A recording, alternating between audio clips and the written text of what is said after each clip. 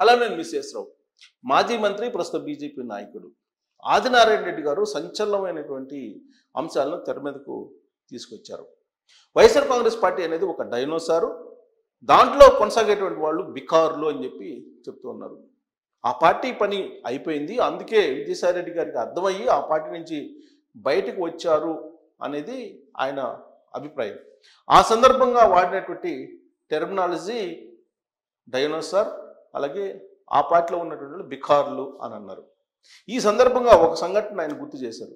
జగన్మోహన్ రెడ్డి గారి యొక్క వాలకం ఏ విధంగా ఉంది అని అంటే, ఇటీవల కాలంలో కడపకు వచ్చినటువంటి జగన్మోహన్ రెడ్డి గారు మురళీ నాయక్ అనేటువంటి డిఎస్పిని ఆయన ఏ విధంగా బెదిరించారో గుర్తు చేశారు. మళ్ళీ అధికారంలోకి వస్తాం 2029లో, అప్పుడు మీ అంతు చూస్తామంటూ బెదిరిస్తున్నారు జగన్మోహన్ రెడ్డి గారు. ఈ బెదిరింపులకు భయపడాల్సిన అవసరం లేదు యంత్రాంగం, ఖచ్చితంగా మళ్ళీ జగన్మోహన్ రెడ్డి గారు వచ్చే అవకాశం లేదు అధికారంలోకి అనేది ఆదినారాయణ రెడ్డి గారు చెప్తూ ఉన్నారు. అందుకే ఆయన ఏమంటారంటే, వైఎస్ఆర్ కాంగ్రెస్ పార్టీ పని అయిపోయింది, వైఎస్ఆర్ కాంగ్రెస్ పార్టీలో ఉండేటువంటి వాళ్ళు పక్క చూపులు చూస్తున్నారు, అనేక పార్టీలకి వెళ్ళిపోతున్నారు అనేది ఆదినారాయణ రెడ్డి గారు చెప్పేటువంటి ఒక లాజిక్.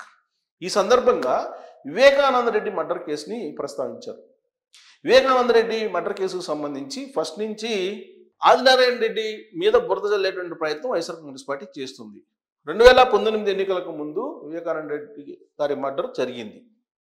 దాన్ని గుండెపోటుగా చిత్రీకరించేటువంటి ప్రయత్నం ఆ రోజే జరిగింది. కానీ ఆ తర్వాత గొడ్డలిపోటు అని తేలింది. సో అది గొడ్డలిపోట గుండెపోట అనేది నిర్ధారించే ప్రయత్నంలో విజయసాయి రెడ్డి గారు మీడియాతో మాట్లాడారు. ఆయన ఫస్ట్ గుండెపోటు అన్నారు, ఆ తర్వాత గొడ్డలిపోటు అని అన్నారు. ఆ సందర్భం అసలు ఆయనకి ఎవరు సమాచారం ఇచ్చారు విజయసాయి రెడ్డి గారికి అనేది ఆయన రాజీనామా చేసిన సందర్భంగా పెట్టినటువంటి ప్రెస్ మీట్లోనే చూచాయిగా ఆయన లీక్ చేశారు. అవినాష్ రెడ్డి గారు ఫోన్ చేసి చెప్తేనే గుండెపోటు అన్నాను, ఆ తర్వాత గొడ్డలపోటు అని తేలింది అనేది కూడా ఆయన చాలా క్లియర్గా సంకేతాలు ఇచ్చేశారు.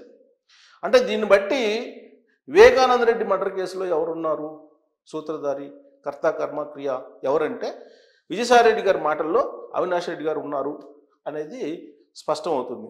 అంటే అవినాష్ రెడ్డి గారు ఇమీడియట్గా అరెస్ట్ కాబోతున్నారు, అరెస్ట్ కావాలి అనేది విజయసాయి రెడ్డి గారి యొక్క ఉద్దేశం. ఇదే విషయాన్ని ఆదినారాయణ రెడ్డి గారు చెప్తూ ఉన్నారు.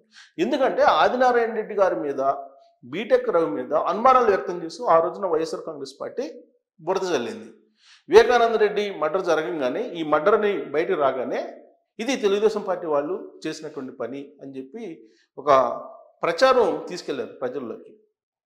అది కూడా ఎన్నికలకు ముందు దాని ప్రభావం ఎన్నికల మీద పడింది. 2019 ఎన్నికల్లో ఒక్క ఛాన్స్ అనడంతో పాటు బాబాయ్ మర్డర్ కేసు కూడా కలిసి వచ్చింది, అలాగే కోడికొత్తి కేసు కలిసి వచ్చింది.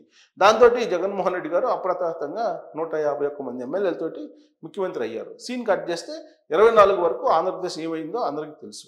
మరి కోడికత్తి కేసు ఏమైంది, వివేకానంద రెడ్డి గారి మర్డర్ కేసు ఏమైంది, ఇవన్నీ మనం అవలోకనం చేసుకుంటే కనుక క్రియేట్ చేసినటువంటి సంఘటనలు అని చెప్పి ఇప్పుడు సిబిఐ చెప్తోంది, అలాగే విచారణ సంస్థలు చెప్తూ ఉన్నాయి.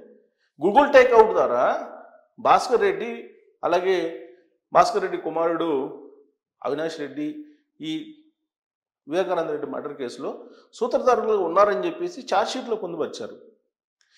నిందితులు ఎవరైతే ఉన్నారో వాళ్ళు జగన్మోహన్ రెడ్డి గారితో తిరుగుతున్నారని చెప్పేసి షర్మిల గారు, అలాగే వివేకానంద రెడ్డి కుమార్తె సునీతారెడ్డి గారు చెప్తూ ఉన్నారు. ఎన్నికల సమయంలో 2024లో కూడా అదే చెప్తారు. ఎవరైతే దోషులు ఉన్నారో, ఎవరైతే నిందితులు ఉన్నారో వాళ్ళని వెంట పెట్టుకొని జగన్మోహన్ రెడ్డి గారు తిరుగుతున్నారు, వాళ్ళని కాపాడుతూ ఉన్నారు.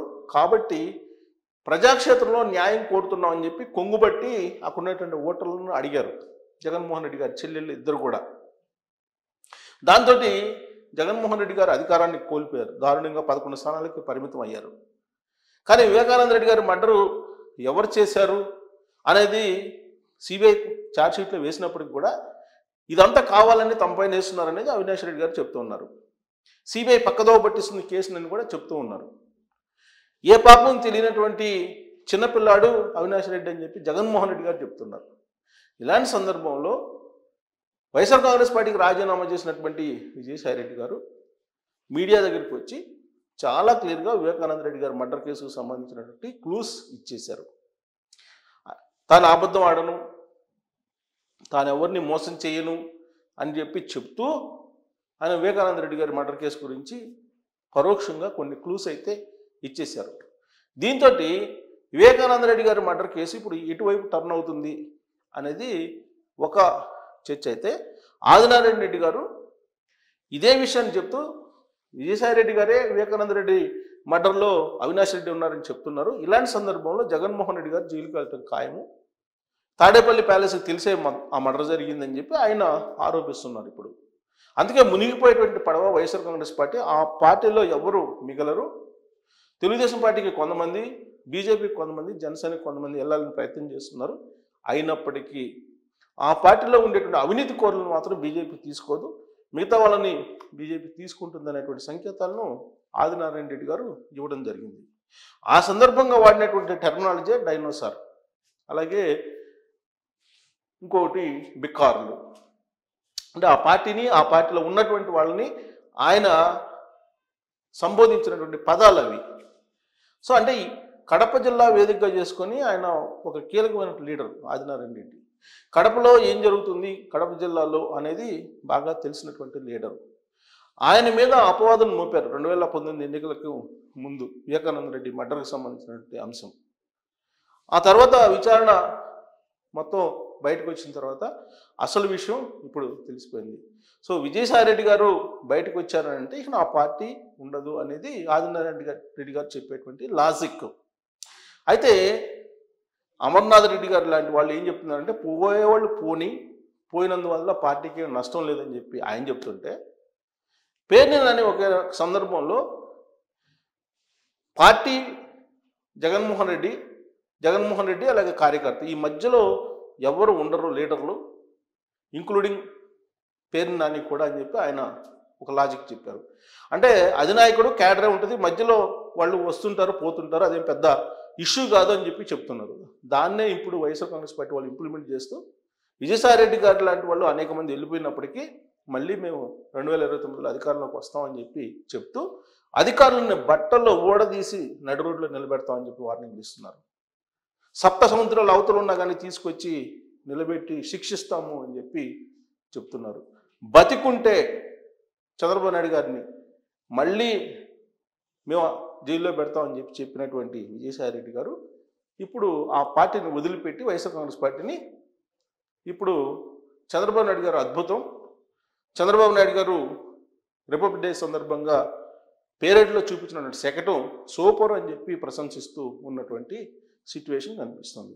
అంటే ఇదంతా కూడా మనకి పొలిటికల్ డ్రామాలాగా కనిపిస్తూ ఉందా?